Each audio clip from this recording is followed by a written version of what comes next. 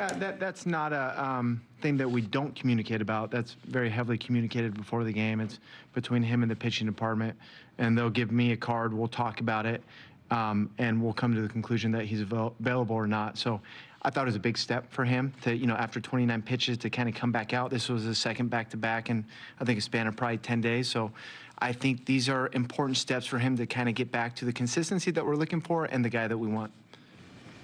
Interesting inning for Coby Mayo there. Yeah. An RBI, and then what did you see?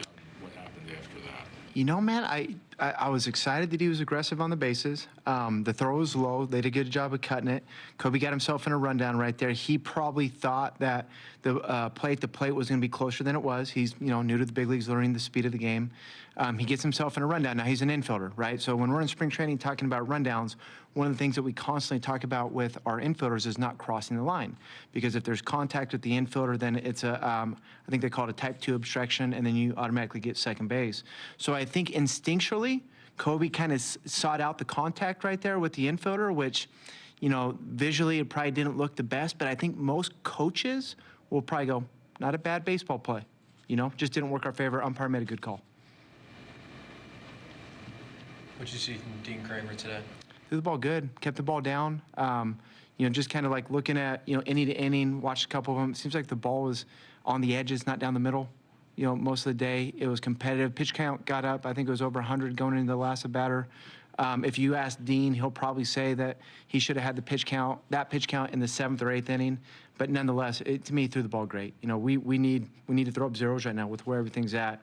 There's a lot of pressure on the pitchers to throw up zeros. They feel it. They want to win these games. They kind of understand where we're at with the offense, and that guy's not being here right now. So Dino answered the bell, did a great job. Playing right center between Kjerstad and Mateo, generally center fielder's ball probably a call, Sure. But is that just some inexperience there? And then secondly, is Mateo okay? Yeah, Matteo Georgie's good right now. Obviously we'll see how he wakes up tomorrow. That's the arm from last year. It's the glove arm. You got an infielder out there playing center field. You have a young right fielder.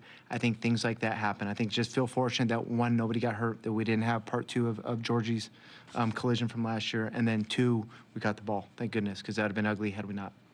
Also good to see him finally get his first homer of the year. Yeah, Robbie caught it. Trinos, who's sitting next to me, goes, I think this is the day that Georgie's going to hit his first homer. And I said, I sure hope so.